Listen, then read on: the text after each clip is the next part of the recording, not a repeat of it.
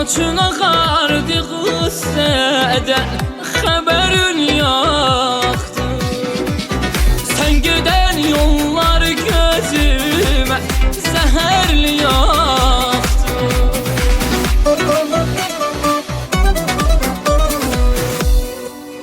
Ürəyə qəm yükün çatan, dünyamızı gözdən atan, qəm bazarında hal çəkib eşqimizi müftə satan.